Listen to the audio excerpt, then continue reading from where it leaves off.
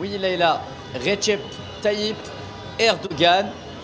L'on n'entend plus que ça ici à Fatah, le quartier de Fatah, l'un des fiefs promis donc au président nouvellement réélu, même si pas officiellement, Recep Tayyip Erdogan. C'est l'air que tous les Stambouliotes, ou presque ici, fredonnent des scènes de joie, de liesse que vous pouvez voir derrière moi. Alors le déroulement de la journée ici dans la rue importe peu pour les Stambouliotes. Ils ont réélu le président haut la main, comme vous l'avez dit, même pas très exactement parce que les chiffres sont un peu serrés, bien entendu, 52%, un peu plus de 52%, vous l'avez rappelé, pour Recep Tayyip Erdogan, dans les 47% pour son rival. Ici, à Istanbul, justement, c'est une ville qui a été remportée par Kemal Kılıçdaroğlu, même si ça n'a plus d'importance, également à hauteur de 51,7%, l'équivalent d'un peu plus de 5 millions d'électeurs pour Kemal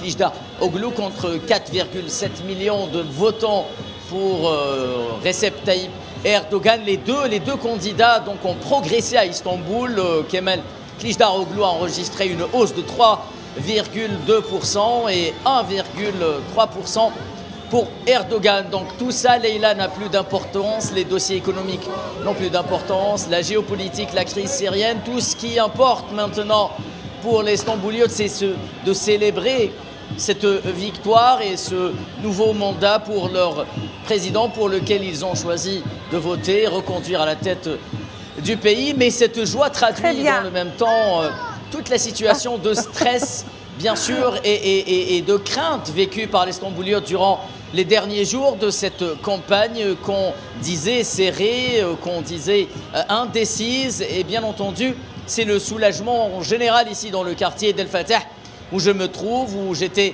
dans le QG. J'ai passé toute l'après-midi, la fin de l'après-midi dans le QG, donc justement de l'AK Party, donc le parti de Recep Tayyip Erdogan, où le soulagement et la joie ont éclaté très tôt dans la soirée. Donc dès l'annonce des premiers résultats intermédiaires, les Stambouliotes ont compris que la victoire était promise à Recep Tayyip Erdogan et qu'elle ne pouvait plus lui échapper.